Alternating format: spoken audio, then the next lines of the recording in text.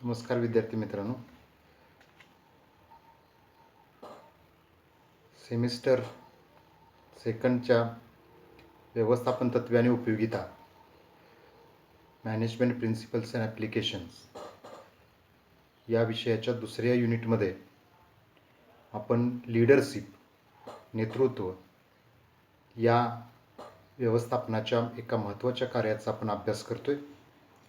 याच्यामध्ये आपण नेतृत्वाची प्रस्तावना, अर्थ, व्याख्या, संकल्पना, नेतृत्वाचं महत्त्व आणि नेतृत्वाचे काही सिद्धांत आपण अभ्यासतोय. त्या सिद्धांतामधले आपण काही सिद्धांत अभ्यासलेले आहेत.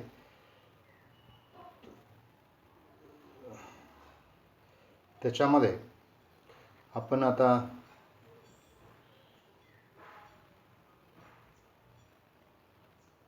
ब्लेक अँड मुटनचा मॅनेजर ग्रिड हा सिद्धांत अभ्यासला. त्यापूर्वी आपण लिकर्ट स्केल हा सिद्धांत अभ्यासला. आज आपण हाऊसचा पाथ गोल सिद्धांत किंवा ध्येय मार्ग सिद्धांत हा सिद्धांत आपण आज अभ्यासतोय. याच्यामध्ये आपण रॉबर्ट हाऊस जे आहेत त्याने हा सिद्धांत 1971 विकसित केलेला आहे. हा सिद्धांत जो आहे तो कार्यप्रेरणेच्या अपेक्षा सिद्धांतावरती आधारलेला आहे. आपण नेतृत्वाचा अभ्यास करण्यापूर्वी कार्यप्रेरणेचा, मोटिवेशनचा अभ्यास केला. त्या कार्यप्रेरणेमध्ये अपेक्षा सिद्धांत जो आहे त्या सिद्धांतावरती हा सिद्धांत आपण आधारित असलेला पाहतोय. हा जो सिद्धांत आहे हा एक नेत्याच्या विशिष्ट वर्तणूक शैलीवर आधारित असलेला सिद्धांत आहे की ज्यामध्ये नेत्याच्या कामाच्या आणि पर्यावरणाच्या परिणामाशी तो उत्कृष्टरित्या संबंधित असतो. म्हणजे नेत्याचं काम आणि पर्यावरण याचे जे काही इफेक्ट आहेत ते उत्कृष्टरित्या एकमेकांशी संबंधित असतात असं याच्यामध्ये गृहीत धरलेलं आहे. ही एक नेतृत्व शैली एक विशिष्ट ध्येय साध्य करण्यासाठी मार्ग दाखवते. याच्यामध्ये ज्या नेतृत्व शैली मांडलेल्या आहेत त्या नेतृत्व शैली तुम्हाला तुमचं एखादं स्पेसिफिक गोल असेल, कारण याला गोलच असं सिद्धांताला नावच आहे, ध्येय मार्ग सिद्धांत किंवा पाथ गोल सिद्धांत. पाथ म्हणजे PATH मार्ग, वाट, रस्ता आपण ज्याला म्हणतो. म्हणून तर या सिद्धांताला पाथ गोल सिद्धांत, ध्येय मार्ग सिद्धांत असं म्हटलेलं आहे. आता आपण याच्यामध्ये लक्षात घेतो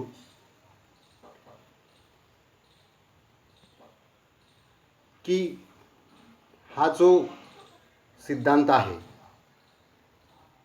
हा सिद्धांत नेत्याच्या परिणामकारकतेवर आधारित आहे.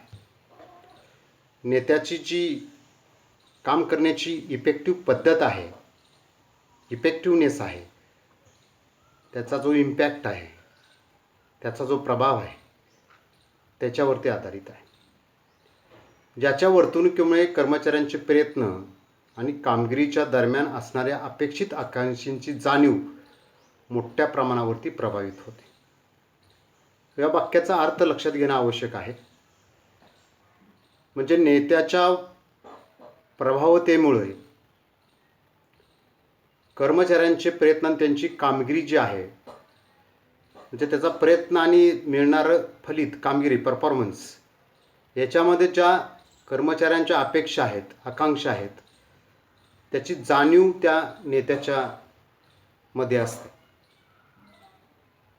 नेता ध्येयप्राप्तीच्या मार्गाचे स्पष्टीकरण देऊन, म्हणजे आपल्याला या ठिकाणी पोचायचं आहे, या ठिकाणी जायचं आहे, हे ध्येय आपल्याला पूर्ण करायचं आहे, त्याचा मार्ग दाखवतो, त्याचं स्पष्टीकरण करतो, त्याला काय करायला हवं, काय करायला पाहिजे, त्याच्यासाठी कशाची आवश्यकता आहे याचं सर्व स्पष्टीकरण देतो. आणि काम करत असताना कामगिरीमध्ये जे काही अडथळे येतात, कामगिरीच्या मार्गामध्ये अडथळे दूर करतो. म्हणजे ध्येय मला गाठायचं आहे सांगून तो मोकळा होत नाही, बाजूला होत नाही, तर त्या ध्येयाच्या पूर्ततेच्या दरम्यान जे अडथळे येतात ते अडथळे कसे दूर करायचे याचं देखील मार्गदर्शन करतो. आणि मग ते एक ध्येय गाठून समूहातील सदस्यांना त्याची फलिते मिळवण्यासाठी सहकार्य करतो. सहकार्य हा शब्द याच्यातला महत्त्वाचा आहे. म्हणजे तो ऑर्डर देऊन मोकळा होत नाही, तर जे ध्येय आपलं निश्चित झालेलं आहे ते ध्येय कसं गाठायचं याचं तो स्पष्टीकरण देतो, त्याची माहिती देतो, त्याच्यासाठी मार्ग दाखवतो.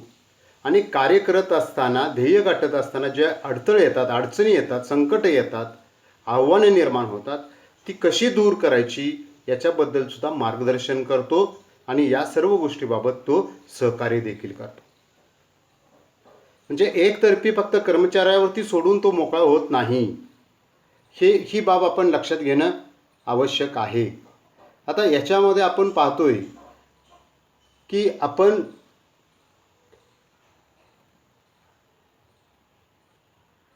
या ठिकाणी एक आकृती दिलेली आहे. 5 गोल सिद्धांतापाठीमागची मूळ संकल्पना. याच्यामध्ये सहाय्यक आहे, सहाय्यकाला मार्ग दाखवला आहे, खाली तिथं अडथळे दाखवलेले आहेत, अडथळ्यातनं परत मार्ग दाखवला आहे, आणि अंतिम ध्येय. म्हणजे जो सहाय्यक आहे त्याला मार्ग दाखवला आहे, मार्ग दाखवत असताना ज्या काही कार्य करत असताना अडथळ्यातनं पुन्हा मार्ग आणि पुन्हा ध्येय. म्हणजे ध्येयाची परिभाषा, डेफिनेशन, स्पष्टीकरण केलेलं आहे, मार्गनिश्चिती केलेली आहे, स्पष्टीकरण त्याचं केलेलं आहे, अडथळे दूर केलेले आहेत, आणि जे पाहिजे ते सहकार्य पुरवलेलं आहे. म्हणजे या सिद्धांतानुसार नेता स्वतःला एक सत्ता किंवा अधिकारी म्हणून न पाहता, मी अधिकारी आहे, माझ्याकडे सत्ता आहे असं न पाहता, त्याच्या सहाय्यकांना मार्गदर्शन व सुविधा पुरवणारी व्यक्ती म्हणून कार्य करतो. मी तुमचा मार्गदर्शक आहे, मी तुमच्याबरोबर आहे, मी फक्त सुविधा पुरवतोय, काम तुम्हीच करणार आहात, आपल्यालाच हे ध्येय गाठायचं आहे, अशी त्याची भावना असते. या सिद्धांतांची अंमलबजावणी करताना अनेक ध्येय निश्चित केली जाऊ शकतात. व्यक्ती विशिष्ट पद्धतीने कार्य करीत असतात, त्यांच्या इच्छेप्रमाणे विशिष्ट फलिते मिळतील या अपेक्षांच्या आधारावरती ती व्यक्ती कार्यरत असते. हे ध्येय पूर्ण केल्यानंतर मला त्याच्यातून काहीतरी प्राप्त होईल, ही प्रत्येक व्यक्तीची त्याच्यामध्ये भावना असते, आकांक्षा असते, इच्छा असते. आणि जर एखाद्या नेत्याच्या वर्तणुकीमुळे सहाय्यकांना आकर्षक फलिते मिळत असतील, त्या सहाय्यकांना वाटतात की ह्या नेत्यामुळं मला फायदा होणार आहे, तर त्याचे वर्तन तो बदलेल, अन्यथा बदलणार नाही. म्हणजे वर्तन कधी बदलेल, त्याला जर त्याच्यातून काही मिळतं आहे असं वाटत असेल तर. आता ते इन टर्म्स ऑफ काय आहे, कोणत्या स्वरूपामध्ये, पैशाच्या का इतर, हे इथं लक्षात घेतलेलं नाही. आकर्षक फलिते. प्रत्येक व्यक्ती कामासाठी आपली सर्वसामान्य प्रेरणा वाढवू शकतो, स्वतःहून वाढवू शकतो. मला हे पूर्ण करायचं, ही इच्छा त्याच्या मनामध्ये प्रवृत्त होते, निर्माण होते, उत्पन्न होते, आणि तो काम करायला उद्युक्त होतो. आपल्या क्षमतेच्या आधारावर जादा जबाबदारीसुद्धा उचलू शकतो. त्याला माहीत आहे मी हे करू शकतो, याच्याहीपेक्षा जास्त करू शकतो, इथंपर्यंत करू शकतो, याच्याहीपेक्षा जास्त करू शकतो, अशी त्याची एक भावना असते. तो जादा करायला सुद्धा तयार होतो. यामध्ये ध्येय इतके सोपे आहे की प्रत्येकाने आपल्या कार्याचा विशिष्ट दर्जा आणि स्थान निर्माण करावे, की त्यातून त्यांना अधिक समाधान प्राप्त होईल. आणि त्यामुळं उत्पादकता सुद्धा कायम राखली जाऊ शकते, वाढू शकते. विद्यार्थी मित्रांनो, याच्यामध्ये आपल्याला असंही लक्षात घेतो आपण की हा जो सिद्धांत आहे हा सिद्धांत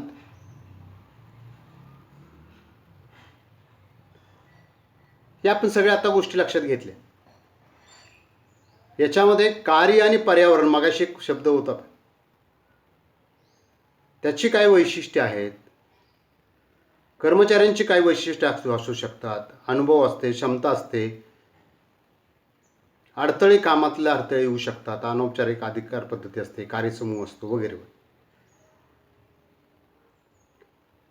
मग याच्यामध्ये कर्मचाऱ्याची वैशिष्ट्ये आणि पर्यावरणाची वैशिष्ट्ये ही त्या ठिकाणी निश्चित करायची आहेत. आणि मग त्या दृष्टिकोनातून आपण या 5 गोल सिद्धांताची सविस्तर अशी प्रक्रिया नाही, पण एक 3 टप्प्यामध्ये आपण त्याचा विचार करू शकतो. तर पहिला टप्पा जो आहे तो पर्यावरण कर्मचाऱ्यांची वैशिष्ट्ये निश्चित करायची आहेत.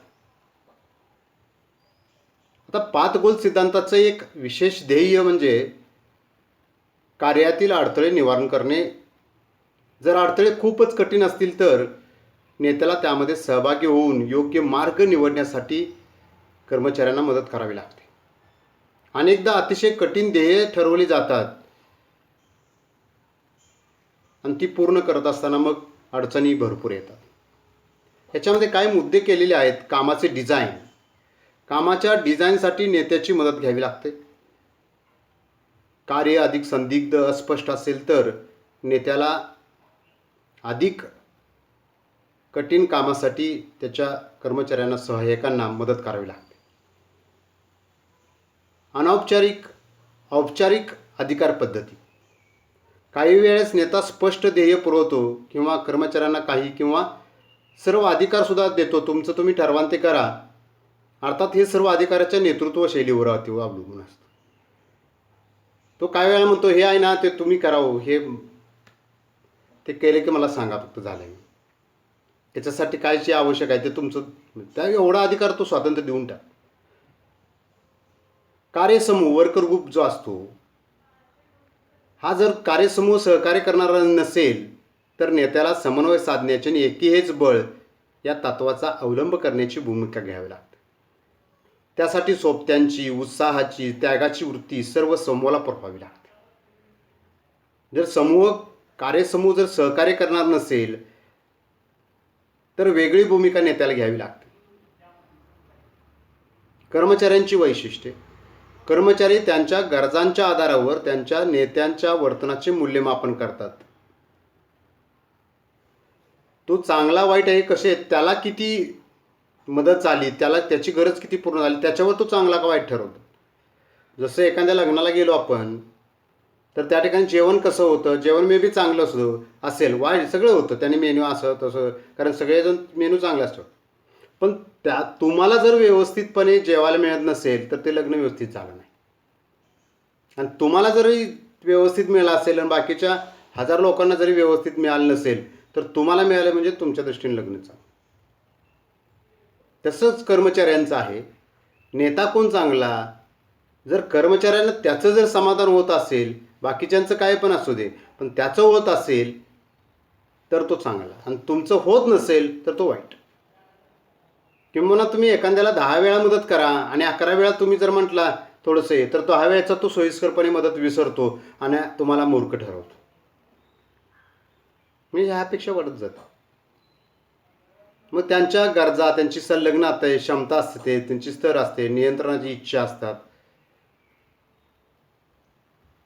मग गरजेपेक्षा जास्त तुम्ही संरचना त्यांना सोपवली, प्रदान केली तर त्यांची प्रवृत्ती कमी राहते. म्हणजे अशा प्रकारे नेत्याला त्याच्या कर्मचाऱ्याला समजावून घ्यावे लागते जेणेकरून ते त्यांना उत्तम प्रकारे प्रोत्साहित करू शकतील.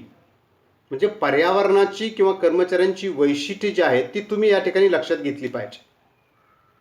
आणि मग दुसऱ्या टप्प्याकडे जातो आपण की नेतृत्व शैली निवड. मग तुमचा कार्यसमूह तुम्हाला सहकार्य करणारा असेल तर कोणती नेतृत्व शैली, सहकार्य करणार नसेल तर कोणती नेतृत्व शैली. म्हणजे नेत्याचे वर्तन हे 5 गोल सिद्धांताचा स्वतंत्र घटक आहे. नेता आपल्या वर्तणुकीची शैली कर्मचारी त्यांच्या कला वैशिष्ट्यांवरती समायोजित करतो. जेणेकरून कर्मचाऱ्यांना यामुळे ध्येय साध्य करता येईल. आता या सिद्धांताच्या अंतर्गत नेतृत्व शैलीचे 4 प्रकार पाडलेले आहेत. ते या ठिकाणी दिलेत: निर्देशक, सहाय्यक, सहभागी, यश केंद्रित. आता हे 4 प्रकार आहेत ओहायो स्टेट युनिव्हर्सिटीमध्ये केलेले अभ्यासकार्य यांनी ओळखलेल्या पुढील घटकावरती आधारित आहेत. त्यामुळे पहिला घटक आहे विचार, संबंध आणि वर्तणूक जसे की आदर, विश्वास, संरचना निर्मिती, कार्यवर्तणूक जसे की संघटन, कार्यवेळापत्रक आणि कार्यपूर्ती. म्हणजे वरील 4 प्रकारापैकी पहिला प्रकार निर्देशक हा संरचना निर्मिती या घटकावर, तर उरलेले 3 प्रकार हे विचार या घटकावर आधारित आहेत. आता या 4 नेतृत्व शैलीची जर आपण डिटेलमध्ये माहिती घेऊया. एक आहे निर्देशक, डायरेक्टिव्ह. नेता आपल्या सहाय्यकांना त्यांच्याकडून काय अपेक्षित आहे हे स्पष्ट करतो.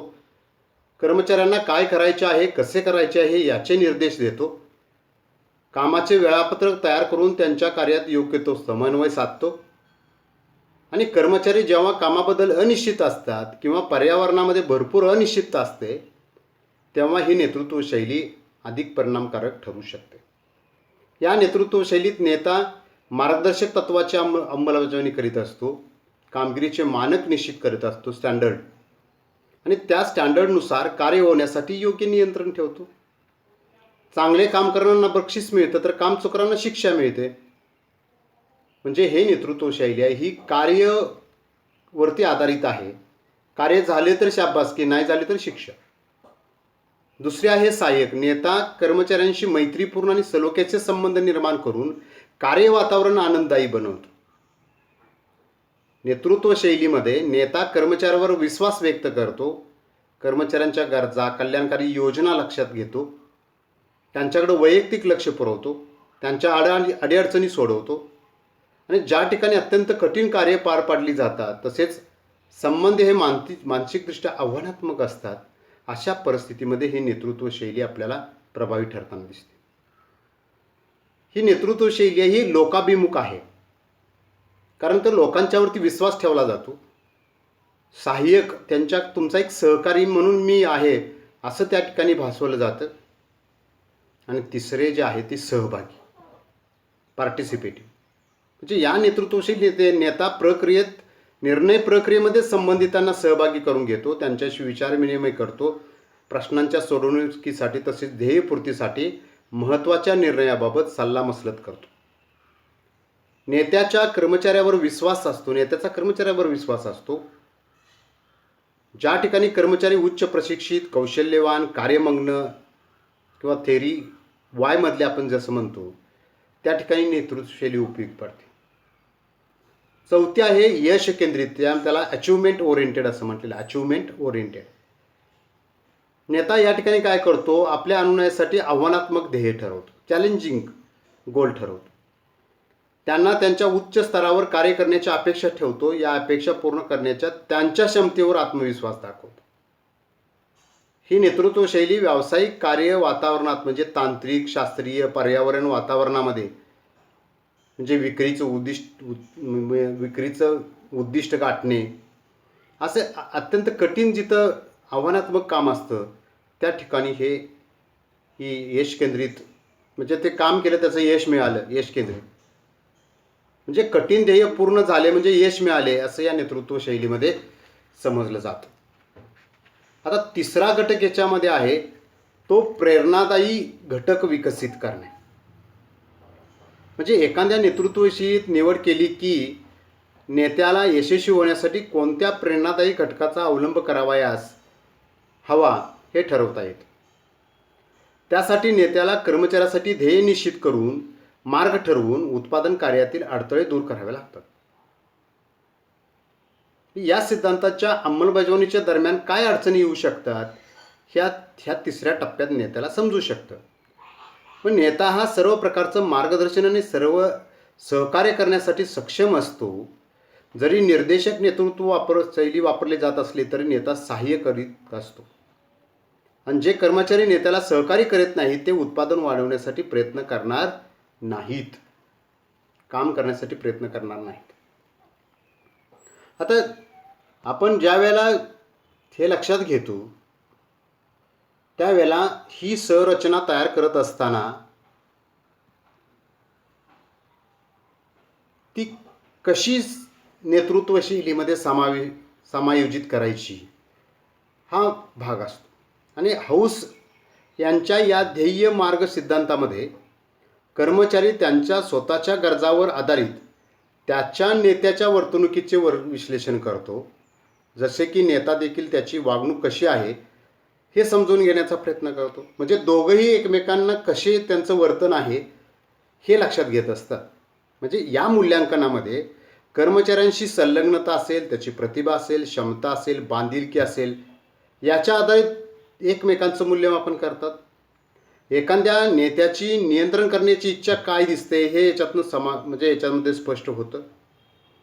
कर्मचाऱ्यांनी केलेले मूल्यांकन आणि नेत्याने केलेले मूल्यमापन याच्यामध्ये तफावत दिसत असेल तर त्याचा समूह आणि कमी परिणामकारक ठरतो. जर एखाद्या नेत्याने अधिक संरचना निर्माण केली परंतु त्यावेळी कर्मचाऱ्यांना ती संरचना कार्यक्षमतेने कार्य करण्यासाठी खूपच मोठी वाटली तर त्यांची कार्यप्रेरणा कमी होते. संरचना म्हणजे त्याचं कामाचा लोड असं आपण म्हणू. तो लोड जास्त टाकला तर जास्त काम आहे हे जर त्याच्या मनामध्ये आलं तर त्याची कार्यप्रेरणा अतिशय कमी होते, उत्पादन क्षमताही खालवते. म्हणजे कर्मचारी व नेता यांच्यात दरी निर्माण होऊ शकते, त्यांचा संबंधसुद्धा बिघडू शकतात. या सिद्धांताचा फायदा मात्र असा आहे की सर्वोत्कृष्ट नेतृत्व शैली कशी असावी हे निर्धारित करण्यासाठी नेता सातत्यानं 3 मूलभूत मूल्यांचं मूल्यमापन करीत असतो. नेत्याने परिस्थितीच्या धोरणाबाबत पुनर्मूल्यांकन करण्यासाठी किंवा बदल करण्यासाठी नकार दिला तर कर्मचारी आणि नेत्यामधील संबंध बिघडण्याचे एक कारण होऊ शकतं. आणि तसंच अयोग्य नेतृत्व शैलीमुळे कर्मचारी आणि नेत्यामधील संबंध बिघडू शकतात. ध्येय कर्मचाऱ्यांना प्रेरणा देऊ शकत नाही. त्यांच्यात कार्यवैशिष्ट्ये आणि पर्यावरण वैशिष्ट्ये या संदर्भात गैरसमजुतीसुद्धा वाढताना आपल्याला दिसू शकतात. आता पुढचा भाग येतो की इतर नेतृत्व शैली प्रभावी असू शकतात का? तर 1971 मध्ये हाऊस यांनी हा सिद्धांत प्रथम सादर केला आणि त्यानंतर 1996 साली या सिद्धांताची पुनर्रचना केली. हाऊस यांनी आणखी 4 अतिरिक्त नेतृत्व शैलींचा सिद्धांत या सिद्धांतामध्ये समाविष्ट केला, ज्यामुळे अधिक चांगली फलिते प्राप्त होऊ शकतात. मला वाटतं पहिल्यांदाच असा एखादा सिद्धांत असेल की त्याने, म्हणजे बरेचसे आहेत नाही असं नाही, आपण नेतृत्वाच्या बाबतीमध्ये विचार की एक 25 वर्षानंतर त्याच्यामध्ये सुधारणा करणं. कारण 25 वर्षे हा काळसुद्धा खूप आहे. अनेक बदल त्याच्यामध्ये आपण पाहतो वेगवेगळ्या, मग पर्यावरण असेल, कार्य असेल, व्यक्ती असेल, स्वभाव असेल, सगळ्याच गोष्टीमध्ये. तर अतिरिक्त 4 ज्या नेतृत्व शैली आहेत त्याच्यामध्ये मूल्याधारित नेतृत्व शैली, व्हॅल्यू बेस्ड लिडरशिप, मूल्याधारित नेतृत्व शैली असे त्याने नेतृत्व शैली मांडलेली आहे. त्यानंतर दुसरं जे आहे ते समूह चाळे किंवा प्रतिनिधित्व, ग्रुप नेटवर्किंग, त्याला रिप्रेझेंटेशन असं म्हटलेलं आहे. त्यानंतर तिसरं आहे ते समूह केंद्रित निर्णय प्रक्रिया आणि चौथी आहे कार्यसुलभता. म्हणजे या सिद्धांतासमोर असं आव्हान आहे की सर्व प्रकारचे घटक हे सतत बदलत असतात. ज्या नेत्यांना हा सिद्धांत एक व्यूहरचना म्हणून वापरायचा आहे त्यांनी या नेतृत्व शैलीच्या बदलत्या घटकाप्रमाणे बदलण्यासाठी लवचिक राहिलं पाहिजे. नेत्याने आपली वर्तणूकसुद्धा लवचिक ठेवली पाहिजे. नवनवीन गरजा, अपेक्षा पूर्ण करण्यासाठी नेतृत्व शैली वर्तन सतत लवचिक ठेवलं पाहिजे. बदलत्या परिस्थितीसाठी योग्य प्रकारचा प्रतिसाद नेत्याकडून अपेक्षित आहे. हाऊस यांच्या मते हे केवळ एक वेळेचे मूल्यमापन नाही, तर या सिद्धांतावरील 3 टप्प्याचे सतत व पुनर्मूल्यमापन केले पाहिजे. विद्यार्थी मित्रांनो, हा सिद्धांत तसा समजायला खूप क्रिटिकल आहे, अवघड आहे. कारण याच्यामध्ये ध्येयनिष्ठ ठरवून त्या ध्येय आपलं गोल काय आहे, आपल्याला काय अचीव करायचं आहे, काय आपलं उद्दिष्ट गाठायचं आहे ते ठरवलं जातं. त्याच्याबद्दल स्पष्टीकरण केलं जातं.